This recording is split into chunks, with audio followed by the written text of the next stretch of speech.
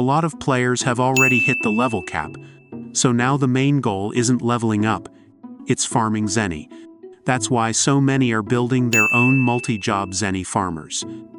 But here's the big question: what's the most efficient Zeny farmer in the game?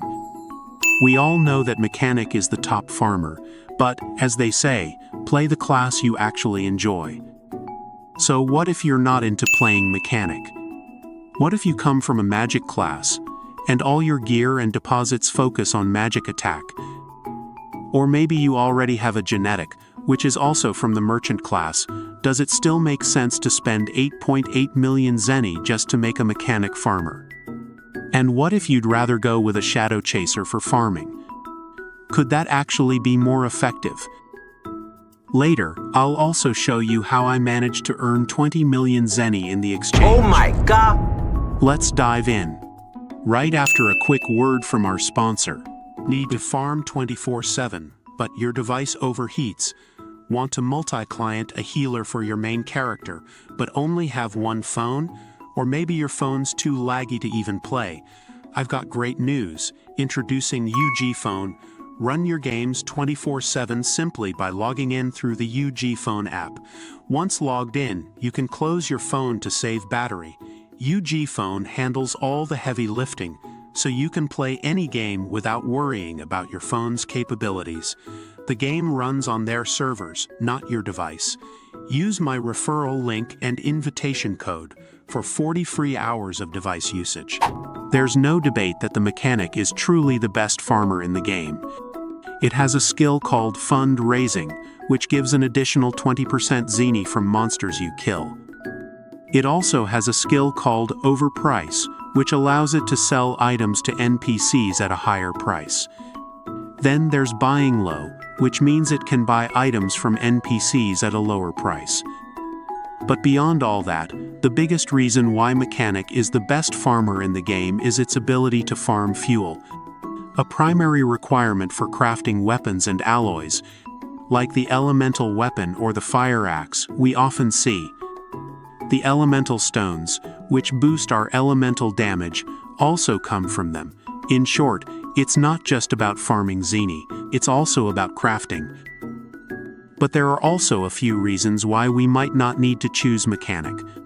Often, when we pick a multi-job character, we want something that we can also play in the future, not just a farmer. The problem is, how will we play the mechanic if all our items and deposits are geared towards a magic class? Another reason is if our main job is a shadow chaser. As we know, the rogue class already has skills like rob and snatch, which are essentially similar to the mechanic's fundraising and greed, only they are less effective because they are based on chance.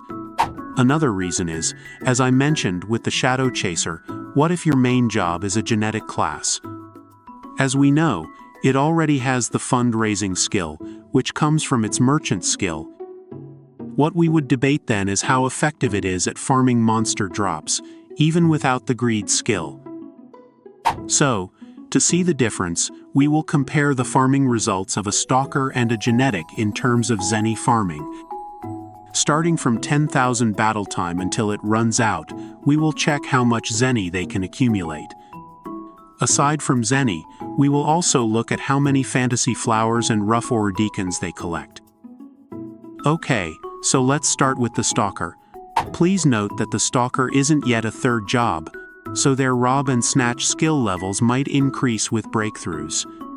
But at least this will give us a rough idea or estimate of what they can gather.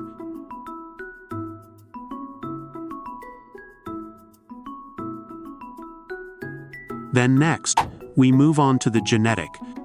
Since it's already a third job, its fundraising skill is higher. It's already at level 15.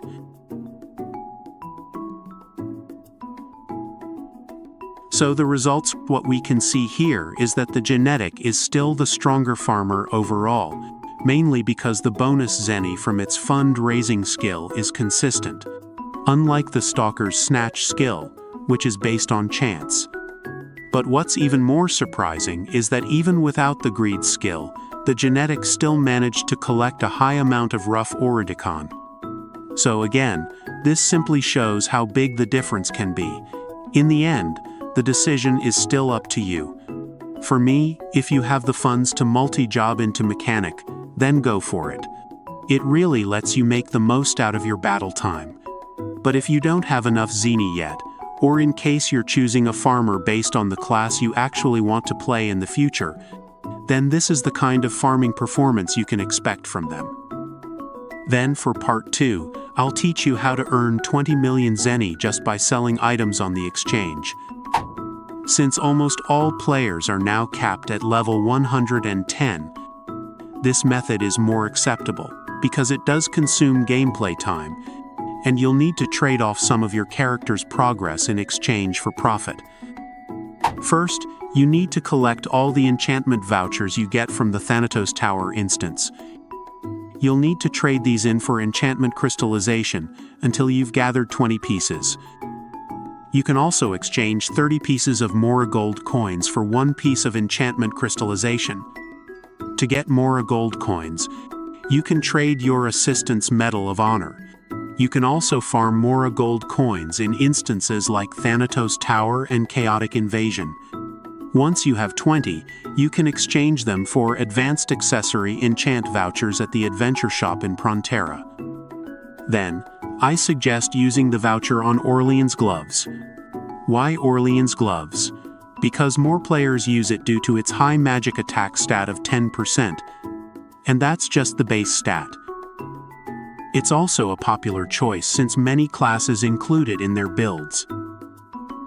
When it comes to why I chose this voucher, if we look at the enchantment effects you can get from the Advanced Accessory Enchant voucher, you'll find Magic Penetration, which is really useful for magic classes. Then there's Sharp Blade, which boosts melee attack, perfect for rune knights who need both magic and melee attack.